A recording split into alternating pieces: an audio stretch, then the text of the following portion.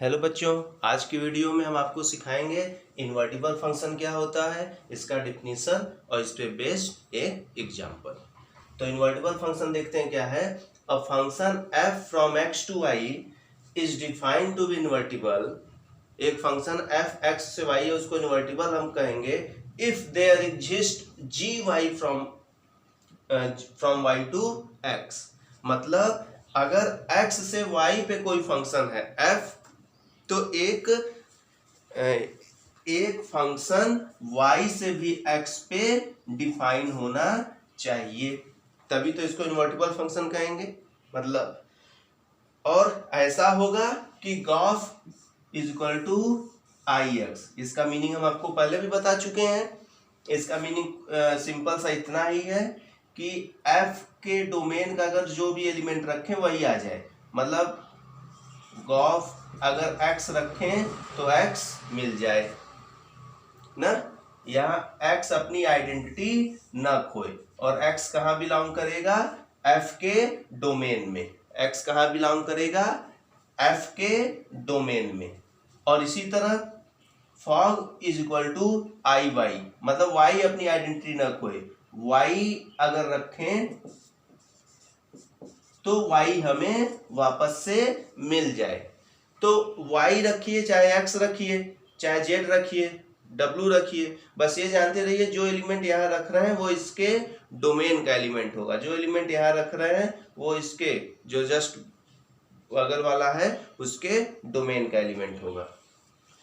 तो function g को हम इनवर्स ऑफ f बोलेंगे।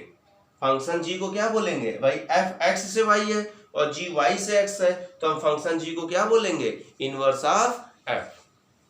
चलिए एक तरीके से इसको और क्लियर करते हैं।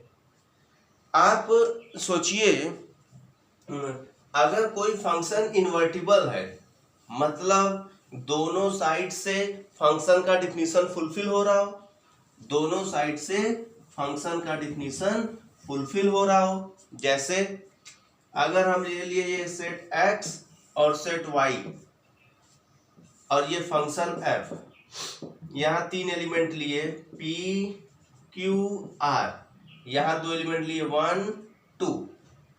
p का इमेज हम 1 से कनेक्ट बनाए, q को 1 से कनेक्ट किए, r को 2 से। आप बताइए फंक्शन है कि नहीं है? भाई कोई एलिमेंट खाली है नहीं, और दो का एक इमेज तो बन ही सकता है। एक का दो नहीं बनता, लेकिन दो का एक इमेज तो फंक्शन है। बट अगर हम इधर इसको इस साइड से देखें, अगर हम फंक्शन को y से x की तरफ देखना चाहें तो एक का दो इमेज बन जाएगा, तो इधर से फंक्शन नहीं रह पाएगा। बात समझ में आया? तो ये फंक्शन g वाला इस साइड से y से, फंक्शन x से y पे तो डिफाइंड है, बट g y से x पे डिफाइंड नहीं है, क्योंकि यहां से एक का दो इमेज बन ही नहीं सकता। ठीक, तो इससे क्या रिजल्ट निकला कि अगर इधर हम मेनी वन ना बनाए होते तो हमारा काम बन जाता 1 1 से ही। तो चलिए एक फंक्शन हम बनाते हैं जो मेनी वन नहीं है, 1 1 है। x y p q r 1 2 3 ये बना दिए।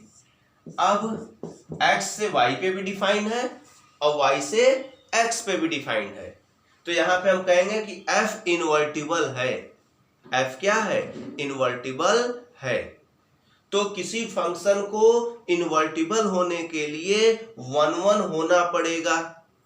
अगर वो मेनी वन हुआ तो उसका इनवर्स फाइंड नहीं होगा। पहला नोट कि if f is invertible then it should be 1 1। अब देखिए, अगर हम यहां एक एलिमेंट और बना दे तो ये 1 1 तो है ही भाई, एक एलिमेंट है, फंक्शन भी है। अब बट उधर से अगर हम चलेंगे, y से x की तरफ हम कोई फंक्शन g देखेंगे तो इसका इमेज तो कोई बनेगा ही नहीं, इस 4 का इमेज तो हमें मिलेगा ही नहीं। अब इस 4 का इमेज नहीं बनेगा तो इधर से तो फंक्शन ही नहीं डिफाइंड हुआ। ठीक, फंक्शन डिफाइंड हुआ ही नहीं। अच्छा, आप अब बताइए, ये एक्स से वाई पे कौन सा फंक्शन है, ऑन टू फंक्शन है कि नहीं है? 1 1 तो है ही, ऑन टू है कि नहीं है? ऑन टू नहीं है। ऑन टू क्यों नहीं है? क्योंकि एक इमेज छूट गया। अब ऑन टू बनाने के लिए 4 के लिए कोई एलिमेंट यहां रखना होगा, तो ऑन टू फंक्शन हो गया। अब ऑन टू होने से क्या फायदा हुआ कि इधर से जब देखे तो फंक्शन डिफाइंड हो गया। तो इससे हम क्या सीखे कि किसी फंक्शन का अगर इनवर्स फाइंड करना है तो वो 1 1 भी होना चाहिए और ऑन टू भी होना चाहिए। If function f is invertible then it will be 1 1 and on 2, और इसका कन्वर्स भी ट्रू है। If function is 1 1 and on 2 then f will be invertible। ठीक है, तो एक नोट आप जरूर यहां कर लेंगे, बहुत ही इंपॉर्टेंट नोट है कि if function f is invertible then it must be 1 1 and on 2 and its converse is also true। ये जरूर नोट करेंगे आप लोग। तो किसी फंक्शन को इन्वर्टिबल है तो 1 1 भी होगा, ऑन टू भी होगा, इसका कन्वर्स भी ट्रू है। मतलब 1 1 ऑन टू है तो इन्वर्टिबल भी होगा, और इन्वर्टिबल है तो 1 1 ऑन टू भी होगा। तो अब क्वेश्चन कैसे आएगा कि कोई फंक्शन दे देगा, उसको इन्वर्टिबल प्रूफ करना होगा। तो दो तरीका अब हमारे पास आ गया, या तो उस फंक्शन को 1 1 ऑन टू प्रूफ कर दें, जो कि हम लोग पिछले एक्सरसाइज में पढ़ चुके हैं, हम लोग को आता है, या ये वाला अप्लाई करें, f o g is equal to I X, मतलब यहाँ एक्स रखें तो एक्स आए, या g o f is equal to I Y, यहाँ वाई रखें तो वाई आए, या एक्स रखें तो एक्स ही आए। मींस जो एलिमेंट यहाँ कौन सा एलिमेंट रखना है जो इसको बिलोंग करता। क्लियर हुआ? एक क्वेश्चन इसमें हम लगा लेते हैं, ये नोट कर लीजिए आप लोग वीडियो पॉज करके। ये देखिए स्टूडेंट, एक एग्जांपल है इन्वर्टिबल फंक्शन पे। एफ है, एन से वाई पे एक फंक्शन है, defined F X is equal to 4x + 3। We have एक फंक्शन है हमारा एन से वाई पे, डिफाइंड कैसे है? Defined by F X is equal to 4x + 3। Y क्या है बता रहा है, यहाँ पे नेचुरल नंबर है। अब f को इन्वर्टिबल दिखाना है, तो एक फंक्शन हमारा n से y पे है f, तो इन्वर्टिबल दिखाने के लिए हमें डिफाइन करना होगा एक फंक्शन g जो y से n पे हो, तो उसको भी हम लोग डिफाइन कर ले रहे हैं। Let us define a function g, कहां से? y से n पे ना। y कैसे डिफाइंड है भाई? ये तो डिफाइंड है कि f(x = 4x + 3। इसको कैसे डिफाइन करेंगे? इसको डिफाइन करने के लिए ये जो 4x + 3 = f(x) है ना, तो f(x) बेसिकली है क्या? f(x) क्या है? यहां x का एलिमेंट रखेंगे तो जो f(x) का एलिमेंट होगा वो y में आएगा, तो f(x) बेसिकली y है, स्मॉल y ना, जो कि किसमें बिलोंग कर रहा है? इसमें। तो सिंपल सा आप याद रखिए, f(x = 4x + 3 है पहला फंक्शन। जब अपोजिट इसका करेंगे इनवर्स, y से n डिफाइन करेंगे, तो इसके जगह पे y रख के x की वैल्यू निकाल लेंगे, तो x की वैल्यू आ जाएगी y - 3/4। अब इसको डिफाइन करेंगे gy से।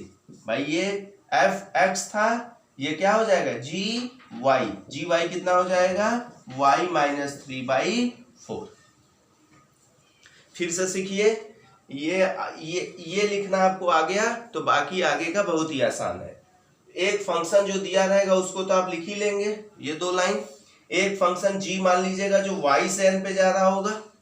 अब उसको डिफाइन कैसे करेंगे, ये वाला अगर x के टर्म में है, x के टर्म में है तो दूसरा वाला y के टर्म में आना चाहिए। y के टर्म में आएगा कैसे, fx के प्लेस पे y रख देंगे और x की वैल्यू निकाल लेंगे। तो ये y का फंक्शन आ गया ना, y माइनस 3/4 ये y का फंक्शन है, तो यहाँ y लिखेंगे और g के अंडर में तो gy लिखेंगे, यहाँ h रहता तो hy लिखते।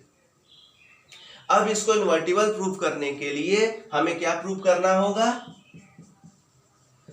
कि गॉफ x क्या आ जाए, x आ जाए, गॉफ x क्या आ जाए, x आ जाए। तो देखते हैं, इनवर्स हटा, अरे ऑपरेशन हटा, fx लगा, fx की वैल्यू कितनी 4x + 3। अब g 4x + 3 की वैल्यू बताइए, तो आप बताइए gy की वैल्यू कितनी है।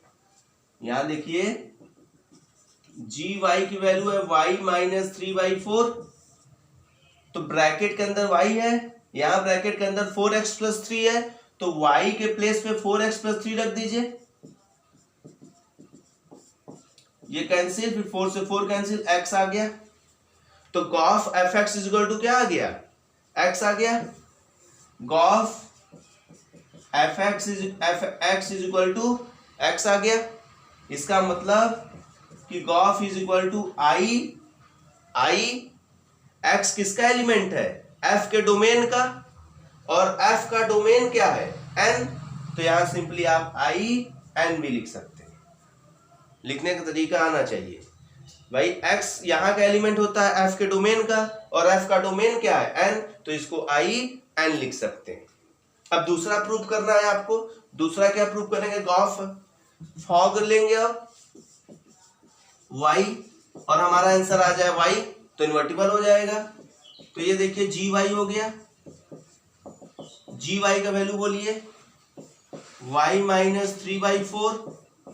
अब इसको किससे कंपेयर करेंगे, fx वाले से ना, तो fx = 4x + 3 है, तो f इतना x के प्लेस पे ये रख देंगे y - 3/4, तो 4y - 3/4 + 3 कैंसिल, 3 से 3 कैंसिल, y, तो fog y = y आ गया।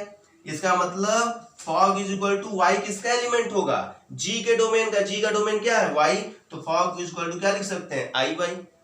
और अगर ये कंडीशन फुलफिल हो जाए तो हम बोलेंगे क्या है, f इज इनवर्टिबल। समझ में आ रहा है। इस पे अभी और 1-2 क्वेश्चन, 3 क्वेश्चन और अगले वीडियो में हम बताएंगे आपको, तो थोड़ा बहुत जो कंफ्यूजन होगा वो क्लियर होगा। ठीक है, फिलहाल आप इसको एक बार जरूर देखें, 1-2 बार रिवाइंड करके वीडियो जरूर देखें इसको। तो यहाँ इन्वर्टिबल हो गया, अगर ये 2 कंडीशन फुलफिल हो गया तो इसका मतलब f इज इनवर्टिबल। और f इनवर्टिबल हो गया तो कह रहा फाइंड द इनवर्स, तो f का इनवर्स पूछ रहा है, तो f का इनवर्स यही होगा g वाला। f का इनवर्स क्या होगा, g वाला, y - 3/4। f का इनवर्स क्या हो जाएगा, y - 3/4। तो आज के वीडियो में आपको इन्वर्टिबल फंक्शन का डिफिनीशन बताए, 1 और 2 के बेस पे बताए, और इस पे एग्जाम्पल कराए। अगले वीडियो में जब हम मिलेंगे तो और भी एग्जाम्पल आपको कराएंगे, और तब तक आप इसको जरूर रिवाइज करें। ठीक है, ओके बाय।